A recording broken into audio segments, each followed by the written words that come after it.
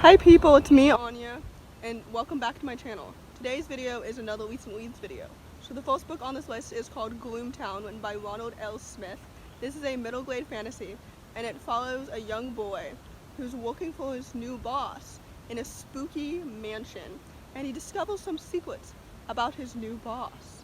I genuinely enjoy this book. I ended up rating it 3.5 stars. It's one of those spooky middle grade fantasies. Well, to be quite honest, I never predicted anything that happened, which is so great, because with middle grade, I tend to have lower expectations, since I know, obviously, the story is not tailored for a 19-year-old like me. It's tailored for more like a 9-year-old or a 10-year-old, and when I honestly find myself immersed into the story, and I never, guess what's going to happen next, that's the mark of, a really good book, because, when I'm not immersed in the story, I think to myself, okay, what's going to happen next? I know what's going to happen next, because I've read so many middle grade fantasies before, and with this story, I found myself immersed into it, because the world building was so great, the plot was pretty intriguing, and the characters were well developed. So this book was really solid, and it was really good. The next book on this list is called This Promise of Change. This is a middle grade historical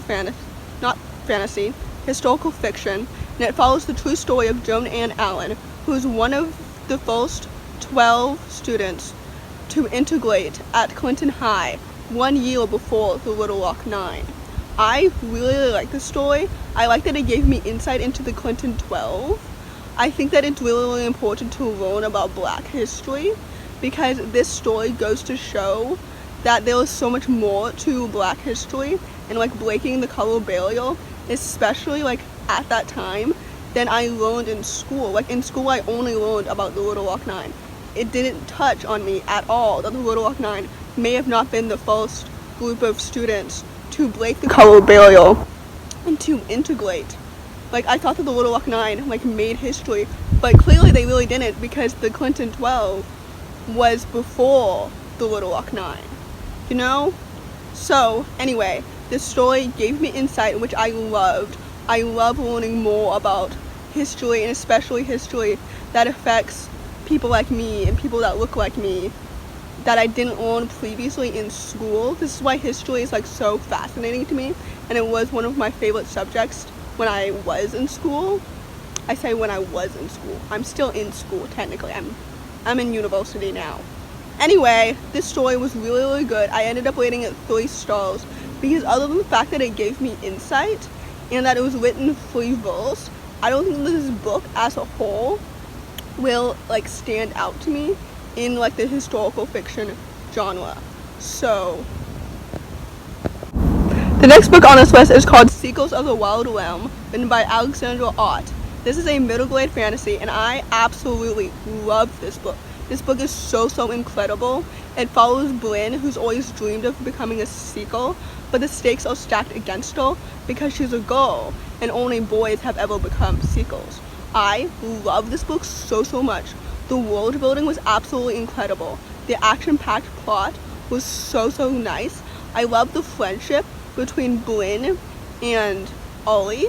I really loved Bryn as a character. She's a strong, resilient, wonderful, lovely character. There are dragons in this book, and I love a good dragon fantasy. Even though, honestly, I haven't read a lot of dragon fantasies, but this book is so good. I loved it. I ended up rating it 5 stars, if you couldn't tell. This book is just so good. It's so empowering and brilliant and excellent, and I just love a good underdog story. And Bryn is just so wonderful, and she's not the only strong female character in this story. This story is just absolutely so brilliant and excellent, and this is a story that I would read not only to my young daughter, but also to my young son and any other young children that I end up having in the future. This book is so good, and it's just absolutely incredible. The next book on this list is called A Breath Too Late, written by Callen. This is a YA contemporary, and there are trigger warnings on this book for suicide, depression, domestic abuse, and child abuse. It follows Ellie. After she commits suicide, she has an out-of-body experience, and it goes through and it unfolds the events that led up to her death. This book was heartbreaking. It was very heavy and hard-hitting, and like I said, please be cautious of the trigger warnings that I mentioned. This book was also, though, really good.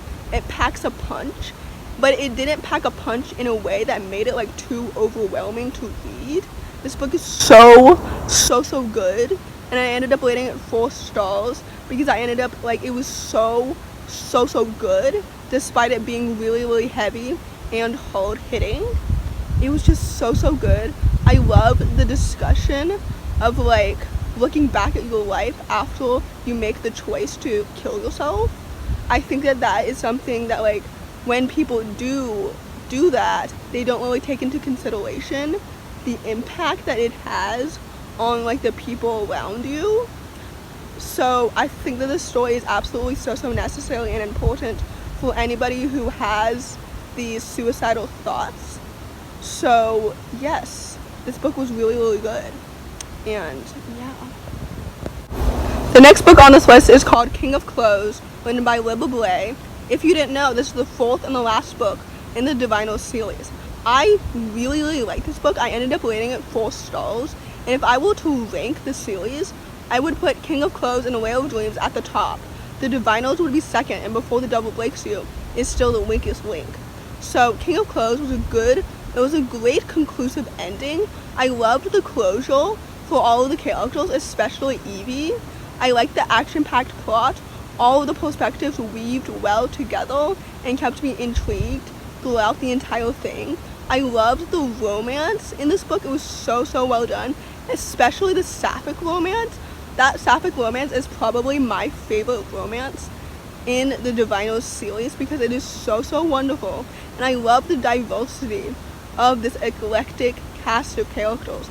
We have an asexual character, we have a disabled character, we have many characters of color, we have a gay character. Like, this cast of characters is truly so diverse, and especially for a book that's set in the 1920s, like, that's rare. Like, normally when I read historical fiction, normally the characters are like white, and not to say that like having a diverse is like not normal, because diversity is a standard, not a bonus, and I feel like too many historical fiction authors treat it like some sort of extra bonus, and it shouldn't be like that, you know? So anyway, this book was really good. This series overall was great, but I'm really grateful that I did read this series like after the hype sort of died down, if that makes any sense. So the last book on this list is called A Royal Guide to Monster Slaying, written by Kelley Armstrong. This is a middle grade fantasy, and it follows Rowan, who's determined to become a royal master hunter because her kingdom depends on it. I really like this book. I ended up rating it 3.5 stars. I feel like saying that I really liked the book and then also concluding that sentence with I rated it 3.5 stars may come across as the fact that I didn't enjoy this book. I did. I just didn't love it. A 3.5 star rating isn't a bad rating. It's just that it wasn't absolutely amazing or excellent. And, you know, like I've said before, they can't all be winners. Anyway, this book was great. Rowan is such a strong, resilient character. I love the world building in this book, the action-packed plot. I'm so excited to see what will happen next in this sequel. And my favorite part about the world building is that Kelley Armstrong added all of these fantastical animals. And I really liked all the monsters, all the creatures. It was just so cool. I love animals, but I love fantastical animals, because I feel like sometimes when authors have fantastical animals, they just stick to the typical fantastical animals that we're all familiar with, like unicorns and dragons and all those things. So I love it when they create their own, because that just is so cool. So anyway, this book was really great, and I'll be reading the sequel soon, so stay tuned for that. So in conclusion, the highest rating book on this list is Sequel The Wild Realm, because it was absolutely incredible. The lowest rating book on this list was Gloom Town. So in conclusion, please give this video a thumbs up if you enjoyed it. Comment down below if any of these books interested you. If you've read any of them, let me know what you think. And yeah, subscribe if you're new, and thanks for watching. See you on Saturday.